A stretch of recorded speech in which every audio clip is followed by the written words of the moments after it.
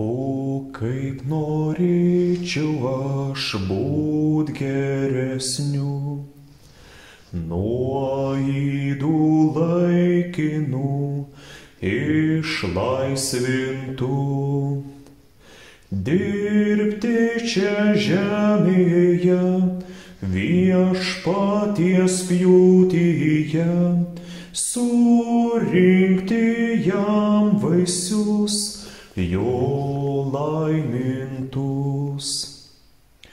Ateik, ateik pas mus Dievo dvasia, kad širdis gydytų tavo gaiva.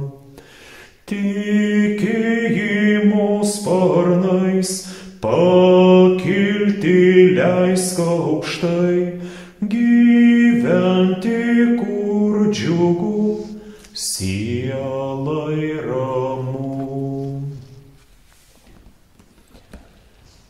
Malonė mūsų viešpaties Jėzaus Kristaus, meilė Dievo Tėvo ir bendrystė šventosios dvasios teesie ir tepasilieka su mumis visais. Šiandien apmąstysime pranašo Amoso pranašystės žodžius.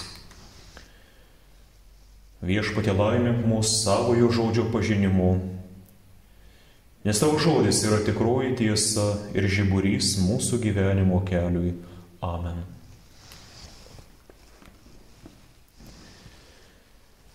Paprastai atėjusiai į bažnyčią tikisi išgirsti štai tokius žodžius, kurios kunigas kalba Dievo vardu, remdamasis Dievo žodžiu. Kaip gerai, kad šiandien atėjote į Dievo namus, savo dangiškojo Tėvo namus. Žinokite, taip kalba viešpats, kad aš jūs labai myliu. Aš jūsų labai ilgėjausi. Aš jumis labai gėriuosi. Visuomet ilgiuosi jūsų, nes visus jūs labai myliu. Ir mažus, ir didelius, ir šventus, ir nuodėmingus, ir pamaldžius, ir niekomet nesimeldžiančius. Ir iš Dievo, kuris yra tikroji meilė, visiškai nesitikime išgirsti štai tokius žodžius, kuriuos kalbėjo pranašas Amosas. Aš nekenčiu to, kaip jūs gyvenate. Aš niekinu jūsų šventes ir jūsų aukas. Aš esu labai nepatenkintas jumis ir labai nusivylęs. Aš esu pasipiktinęs jumis, todėl eikite šalin nuo manęs, nes nenoriu jūsų net akyse matyti. Tačiau tik tokiu būdu Dievas gali mums parodyti, mums suprantama kalba, kaip jis nepatenkintas nuodėme. Ir dėl to visų žmogaus gyvenimų. Man tai labai primena Adomo ir Ievos, o vėliau ir Kaino išvarymą. Kaip anksčiau Dievas jiems rodydavo savo meilę, rodydavo savo palankumą, taip dabar po jų nuodėmės jis ir žodžiu ir veiksmais parodo savo rūstybės didumą. Ne veltui jie bijojo Dievo, ne veltui jie slėpėsi. Ne veltui ir katekizme, skaitydami bei apmąstydami kiekvieną iš Dievo įsakymų, pirmiausiai esame mokomi bijotis Dievo. Kaip didelė jo meilė, taip nemažiau didelė gali būti ir jo rūstybė. Niekada nepamirštu kiekvienu Dievo žodžiu tikinti širdie. Kaip didelė jo meilė, taip nemažiau didelė gali būti ir jo rūstybė.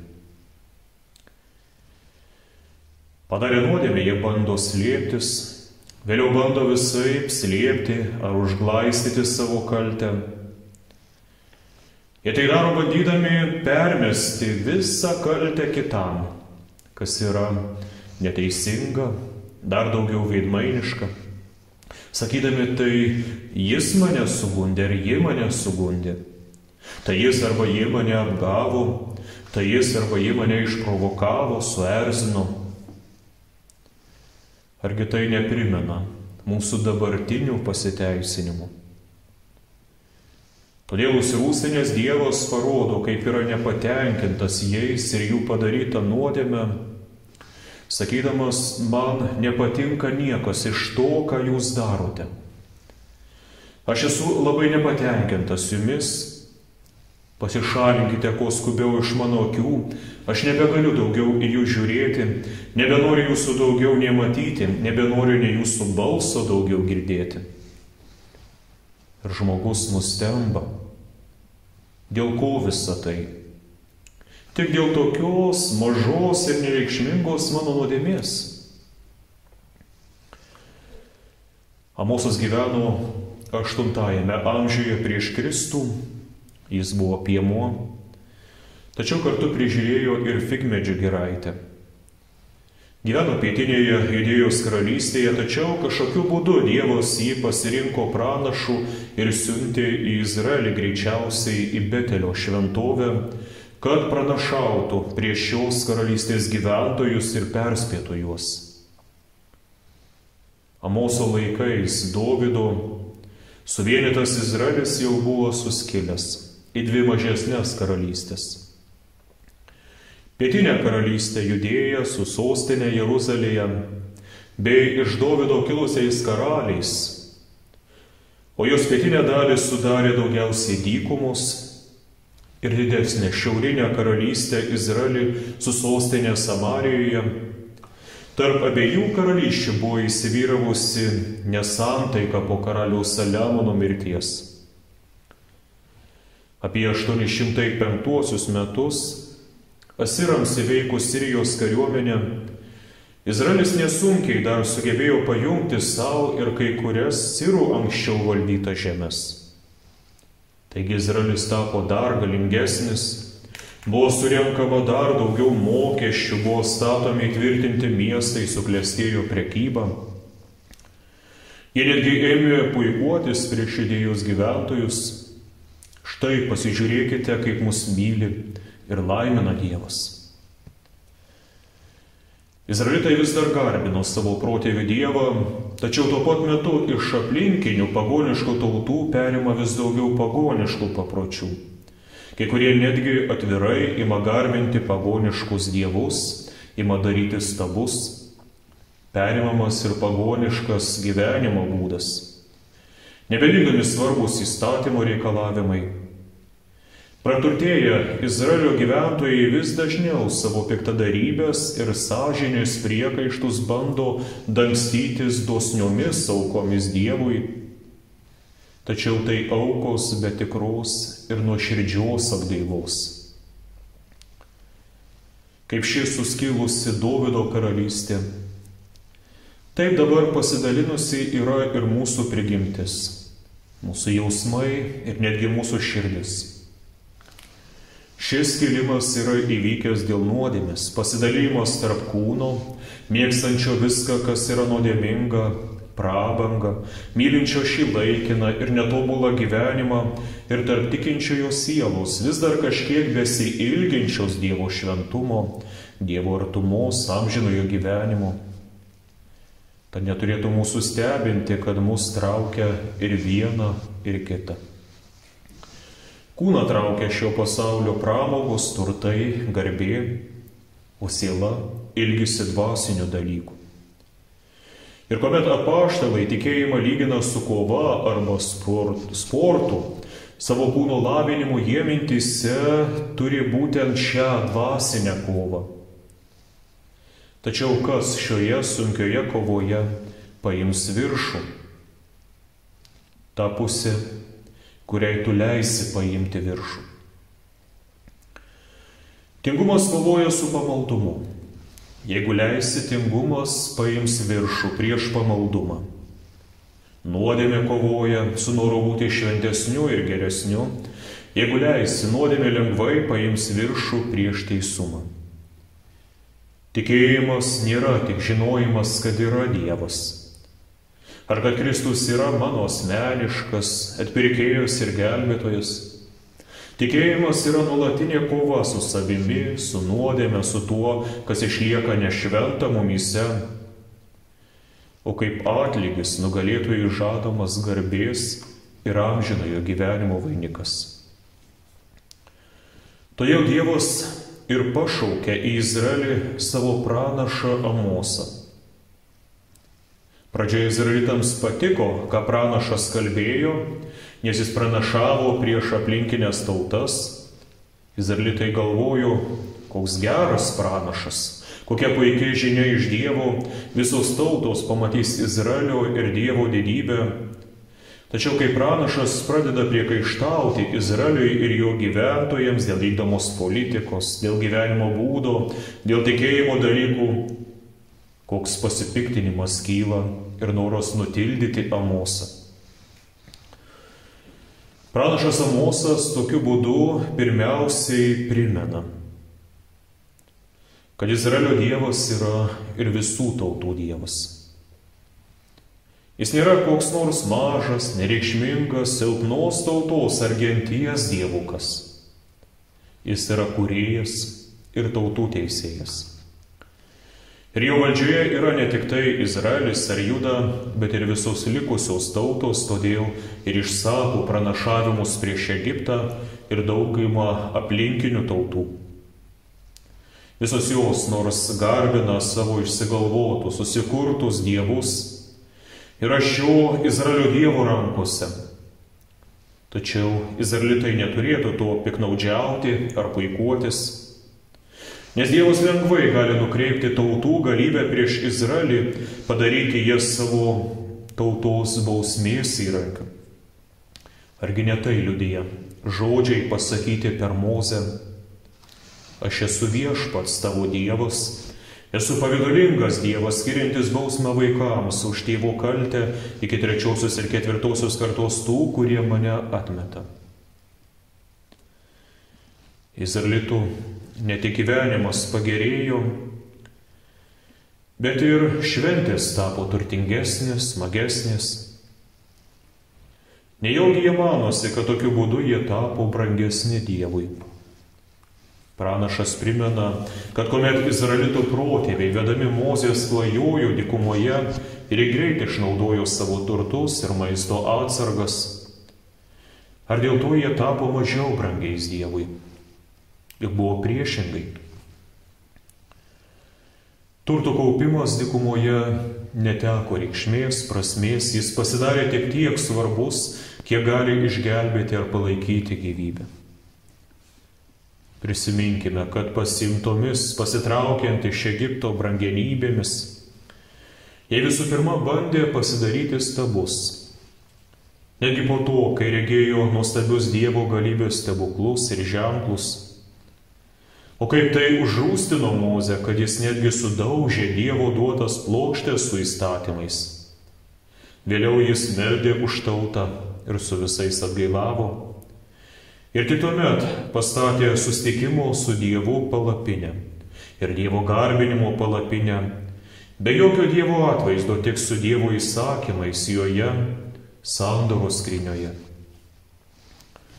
Kai kas galėtų pasakyti, štai ko iš mūsų nori Dievas, jis trokšta, kad šventyklos ir dabar būtų be jokių paveikslų ir atvaizdų. Jeigu taip, reformuosime kabutėse šventyklas, tuomet ir mes patiksime Dievui. Tačiau taip, mąstydami jie eilinį kartą prašauna pro šalį. Ar pagalvojote, kodėl šventykloje, garbingiausioje vietoje buvo padėtos plokštės su Dievo įsakymais? Ir ką Dievas norėjo to priminti? Ir kodėl dabar altorijoje garbingiausioje vietoje statomas Kristaus kryžius ir ką Dievas tokiu būdu mums nori pasakyti, parodyti ir priminti?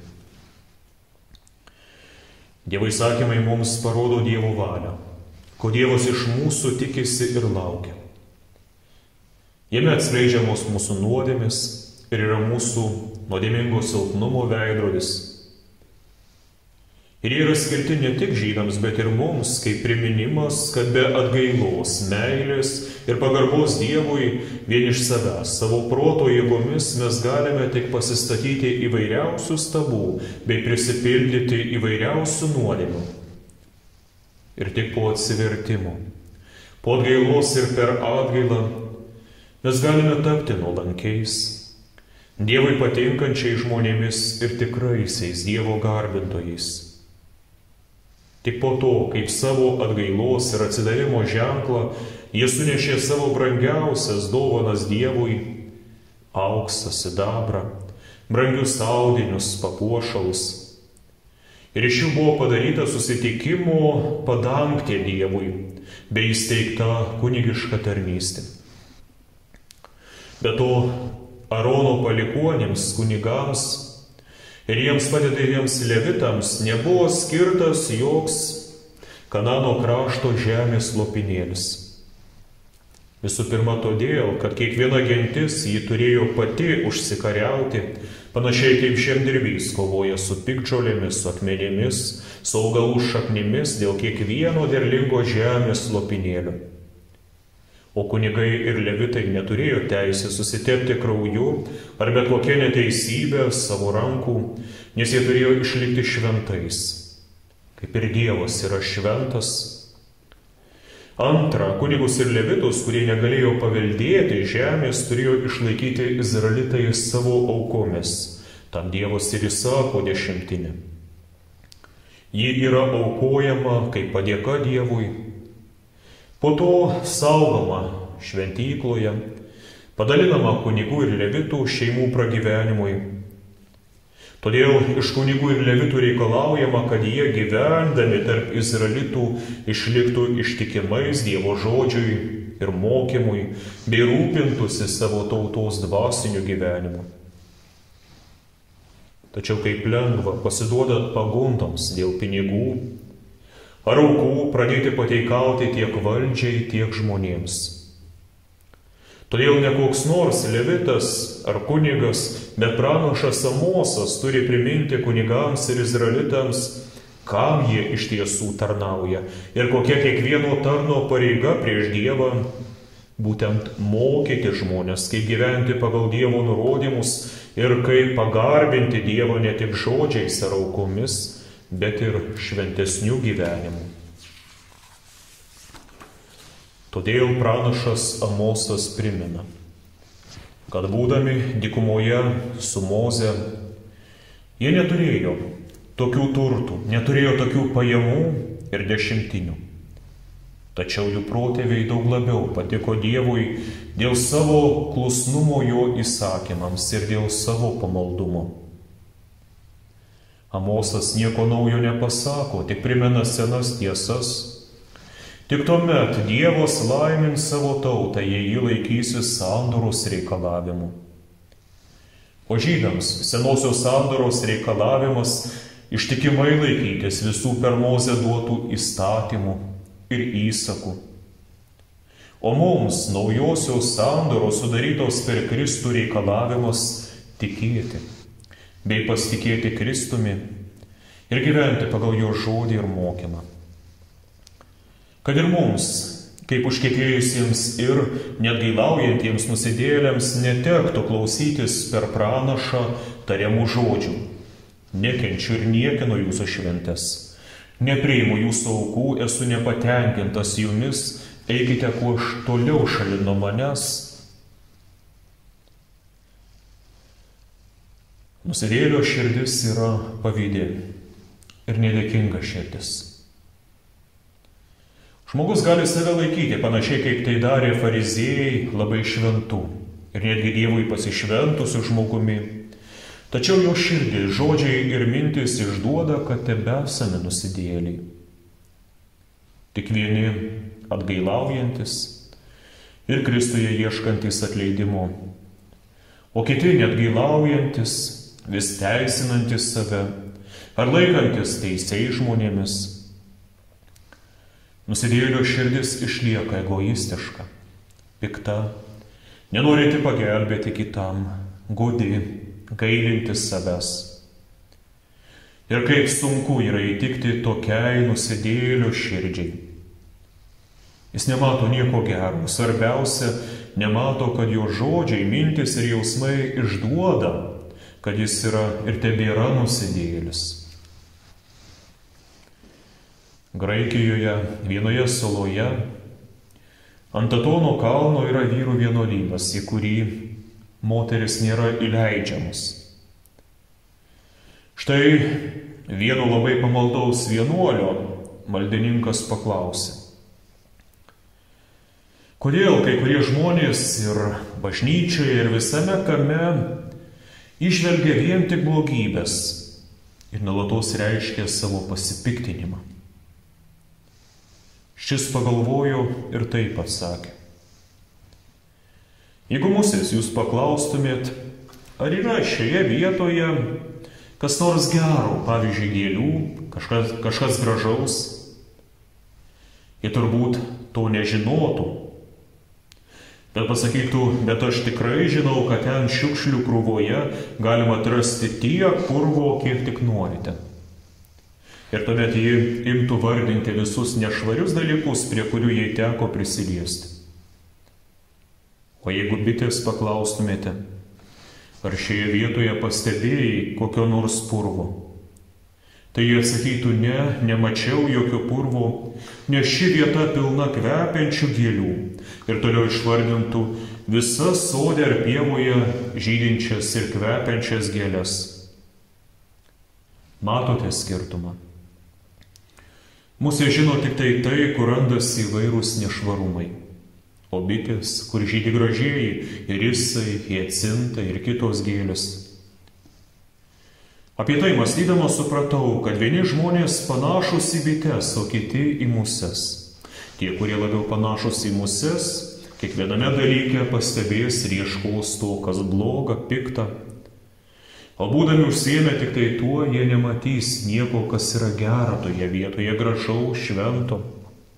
O tie, kurie labiau panašus į bites, visame kame bus linkę įžvelgti gėrio ir nepastebės daug, kad yra ir trūkumų ar bėdų.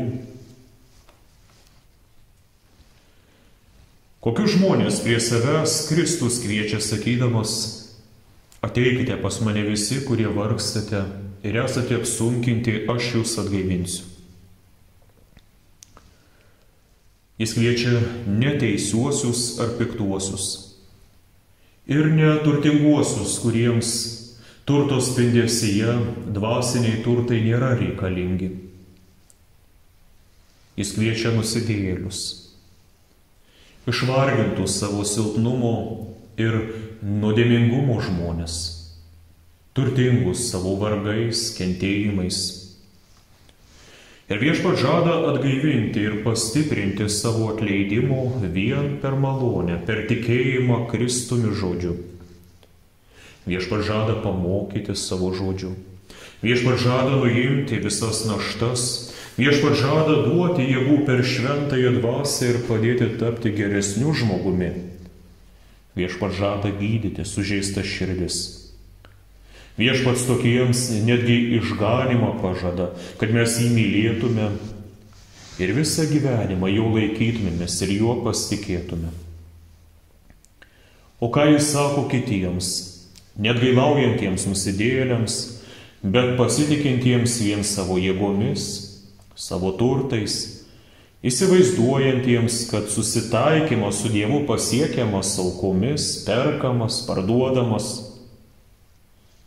Netikėjimu pasikliauja ir neatgaila tiems yra sakoma: nekenčiu, niekinu jūsų šventes, nerandu jokio malonumo jūsų iškilmėse. Nors jūs atnašaujate man deginamasias aukas ir javų atnašas, aš jų nepriimsiu, į jūsų penimų galvijų atnašas nepažvelgsiu. Pasitraukite šalin su savo giesmių triukšmu. Aš neklausau jūsų arfų skambesio, tevilnyje teisingumas lyg upės srovė, o teisumas lyg nuolat tekanti upė.